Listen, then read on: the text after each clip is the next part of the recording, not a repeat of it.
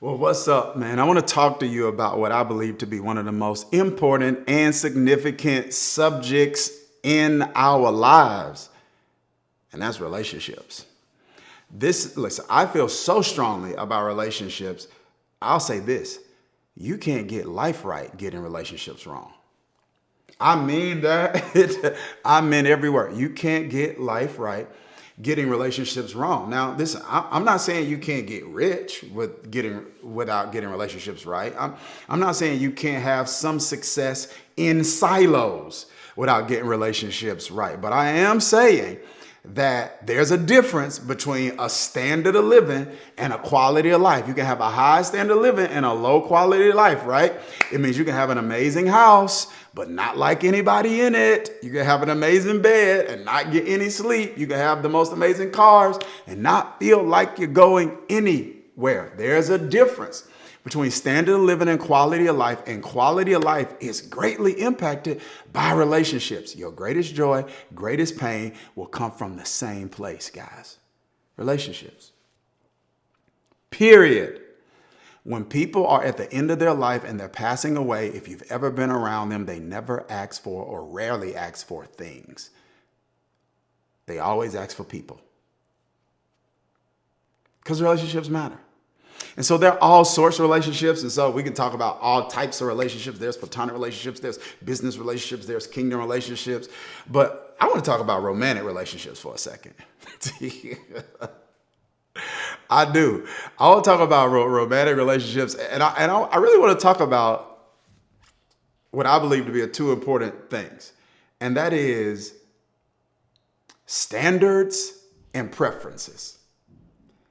Because when it comes to romantic relationships, I think the pick matters, right? It does. And I know some people don't agree with that. I think they're wrong. I do. It doesn't mean they're wrong, but I think they're wrong. I think they're wrong because my worldview about relationships is impacted by my faith. And so for me as a follower of Jesus, my faith, very clearly the scriptures give guidance and insight about just who you should be in relationship with, period. Not just romantic relationships. Like Proverbs says something like, walk with the wise and become wise, but a companion of fools suffers harm. That's Proverbs 13:20. It's like, you become like who you walk with. Culturally, they say, association produces assimilation. So your relationships matter. And so if they matter casually, it's just illogical to think that they don't matter romantically. So I think when it comes to, having amazing relationships, I think it comes to making wise choices regarding who I'm going to be in a relationship with. And for many people, this is what I found. I want you to think about this. I know this is not you, okay? But for many people, it's highly experimental. Like the way they pick, it's almost like they're rolling dice. If they're religious, there's a prayer component of it. But beyond that, there's not a lot of thought with a lot of people given to what am I actually looking for? Because if I don't know what I'm looking for, how will I know when I found it? Got me? Okay. Now, I think here's where many people get confused when they take the step to start after relationship cycles. And they're like, I thought this was it. I missed it. I thought this was it. I missed it. I thought this was it. I missed it. Then they start realizing, okay, maybe it's not the people now. Maybe it's my picking. So instead of complaining about the people, I need to reevaluate what am I using to pick. So let me get more intentional and more honest with myself about what I need and want in this season of my life. And when people start taking that step, I think that there's some confusion around these two words here. There's some confusion around the ideas of standard and preferences. Those are two things that we need to talk about because we need to make sure we are clear on these things. There is a difference between standards and preferences, and you need to know those differences. You need to know, what are my standards? Your standards aren't your ceiling. That's not your goals. Your standards is your floor. Your standards are the least you will allow, the least you will accept. Your standards are your non-negotiables. I was doing this teaching at my master at an event called Anyway, I won't even get into all that. But anyway, I was doing some teaching with some people around the subject of personal development. I was sharing with them like, part of the reason some of us aren't reaching our goals isn't because our goals are too high, it's our standards are too low. Because your standards are the minimum that you'll accept. And so your relationship standards are like, the minimum you will accept. It's like, these are non-negotiable. These are not up for discussion. And then you got preferences, which is like some aspirations. Like, these are things that I would love to have, but aren't deal breakers for me. Because it's possible to be in a position where you say, I would love to have this, but I can do without it. Got me? Okay. So those two are two different things. I'm going to tell you a trend I've seen, and this is what I want to talk about with standards and preferences. I want to tell you a trend I've seen. What I've seen is a trend of confusion where you either have people who are confusing their standards with their preferences. So they're treating something like a preference. They're treating a preference like it's a standard. Or you got people who are confusing their preferences with their standards. Okay? Got me?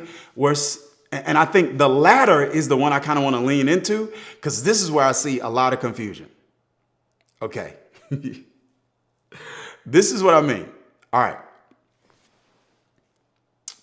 Some people really have categorized some things as preferences that are really their standard. They're just not comfortable admitting this is my standard, because some people make you feel like including certain things in your standard is shallow. Wow. I'm going to say that again, that some people are treating things that are really their standard like their preferences. It's really a non-negotiable, but they're treating it like a negotiable because people around them, or maybe just some voices they're hearing in culture, kind of give off the impression and sometimes make people feel like, if this is a standard for me, does that make me shallow?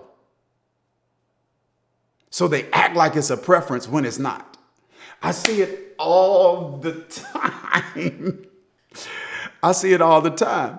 When someone checks a lot of the boxes, it's like, this is a good person.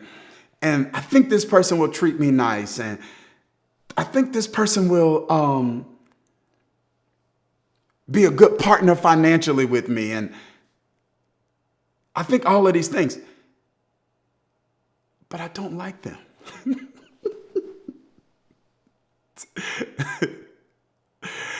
And so what happens is I see people trying to force something.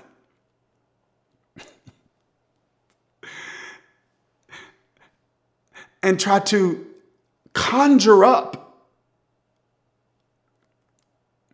feelings and affection for a person that are not authentic. Because they feel bad that this person checks all these boxes, but I still just don't like them. And it doesn't mean they're a bad person, and it doesn't mean I'm a bad person.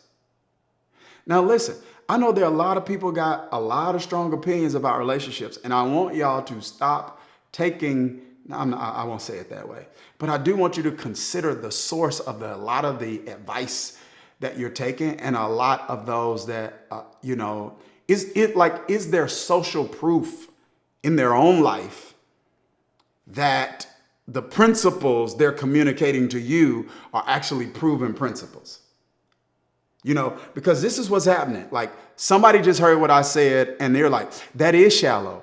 It is shallow not to be with a man that checks those boxes or a woman that checks those boxes because you don't like them. Beauty's gonna fade, Dharius. The Bible says beauty's gonna fade. So that doesn't matter. I just think that's shallow. No, it might be shallow for you. Like, that might not matter to you, and that's okay if it doesn't matter to you. But you can't impose that on someone else who says maybe physical attraction is something that really matters to me. And I think that's the freedom we all have as individuals to be honest with ourselves about what actually meets your romantic needs, so that you are not putting yourself in a position where you're having to fight unnecessary temptation chronically because you got what you didn't really want, but you got it because somebody said it was good. It's good for them. It doesn't mean it's good for you. I want you to think about that. And I know this might be a different take and a different spin, man, but I'm like, really, I'm serious about this. I've seen this, and I'm not making a judgment either way. So I want you to catch this. I'm not making a moral judgment here. I'm not saying that someone is right or wrong either way. I'm saying I think this is amoral. I don't think this is a matter of morality. I think that whatever your standards and preferences are, those are your standards and preferences. I don't have to abide by those standards and preferences. Other people don't have to abide by those standards and preferences. But because they don't have to live with the consequences of your relational decision, you should be the one making those decisions. You got to live with that man. You got to live with that woman.